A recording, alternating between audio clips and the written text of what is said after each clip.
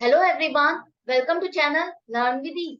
आज का टॉपिक है हमारा अकाउंटिंग फॉर पार्टनरशिप फर्म का, जिसमें हम सॉल्व करेंगे क्वेश्चन नंबर 62 को। और ये है आपका चैप्टर नंबर 2 डी के गोयल की बुक से, क्लास 12 अकाउंट्स के लिए। तो क्वेश्चन में दिए गए हैं तीन पार्टनर ईशा, मानव और दमन, जिनकी कैपिटल है 31 मार्च 2021 को 3,20,000, 2,40,000 और 1,60,000। यहाँ पर जो ये कैपिटल दी गई है, इसमें आप एडजस्टमेंट कर चुके हो किसकी? प्रॉफिट और ड्राइंग्स की। मतलब जो पूरे साल का प्रॉफिट था वो आपने 3:2:1 की रेशियो में डिस्ट्रीब्यूट करके इस कैपिटल में ऐड कर चुके हो। ऐड करने के बाद ये जो ड्राइंग्स उन पार्टनर्स की दी गई है 48,000 और 60,000 रुपए, वो भी आप इसमें से एडजस्ट कर चुके हो। उसके बाद आपको ये कैपिटल दी गई है। इसका मतलब ये क्या है? आपके पास क्लोजिंग कैपिटल।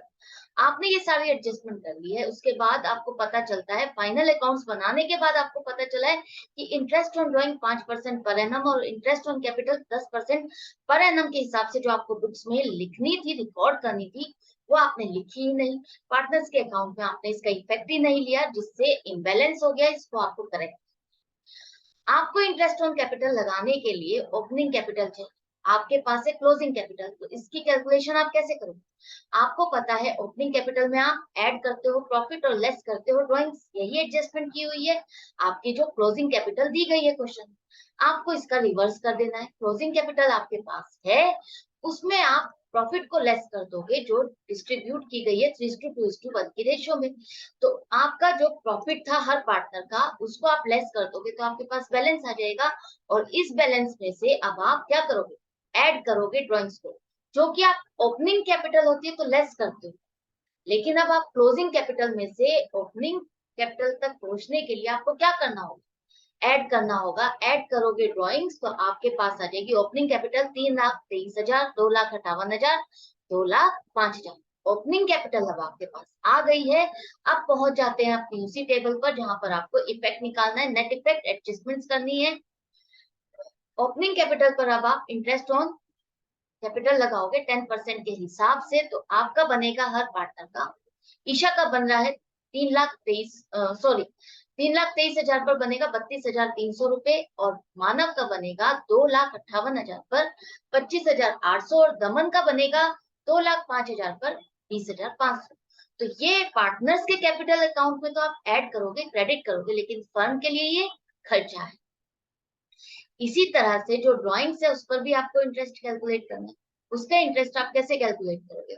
ईशा और मानव हर महीने के मिडल में विड्रॉ करते हैं, तो उनकी ड्राइंग्स पर आप इंटरेस्ट कैसे कैलकुलेट करोगे? देखो, सेम अमाउंट विड्रॉ कर रहे हैं, उसमें लिखा हुआ है हर इक्वल इंस्टॉलमेंट विड्रॉ कर रहे हैं, और मिडल ऑफ एवरी मंथ, मतलब कि टाइम गैप भी सेम है और अमाउंट भी सेम। तो यहाँ पर अब आपका फॉर्मूला लग जाएगा एवरेज पीरियड वाला, जहां पर आपको सिर्फ देखनी है फर्स्ट ड्राइंग कब हो रही है और लास्ट ड्राइंग कब हो रही है।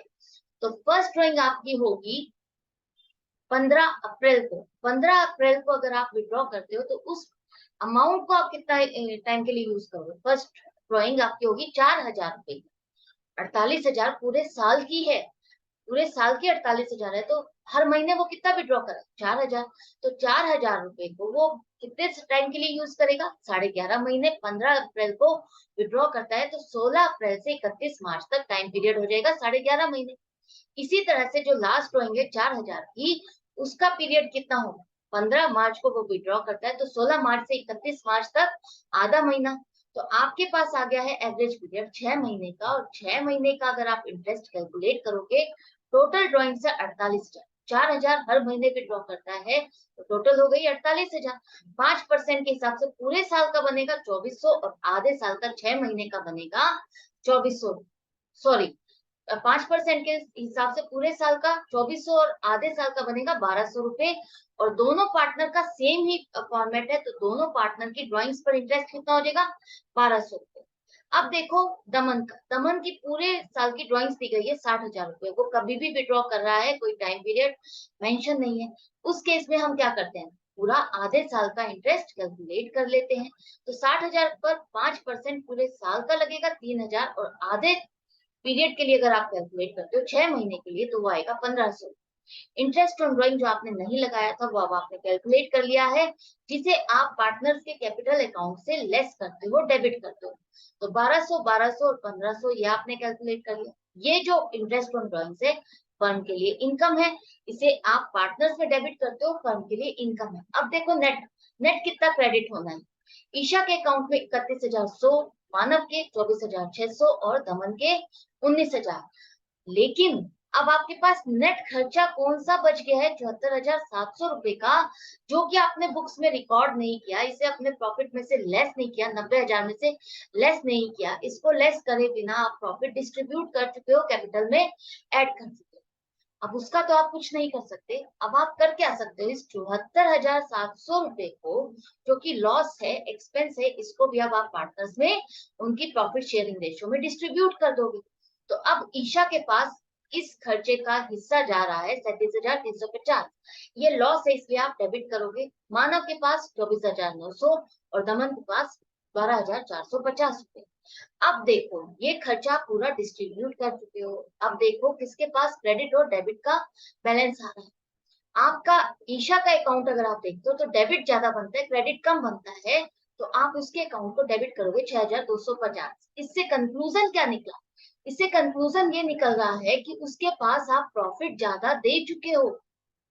उसका प्रॉफिट कम बन रहा था, आप प्रॉफिट ज्यादा दे चुके हो, इसलिए हम उसके अकाउंट को डेबिट कर देंगे 6,250 से। इसी तरह से मानव का देखो, क्रेडिट कम है, डेबिट ज्यादा है, तो आप उसके अकाउंट को 300 रुपए से डेबिट करोगे। 300 का ही नेट इफेक्ट आ रहा है ना, 300 रुपए उसके पास ज्यादा चले गए हैं, इसलिए हम उसको डेबिट कर देंगे।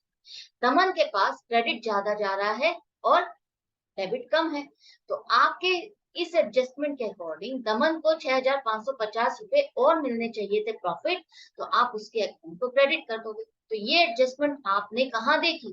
पार्टनर्स के अकाउंट में ही आपस में हो रही है।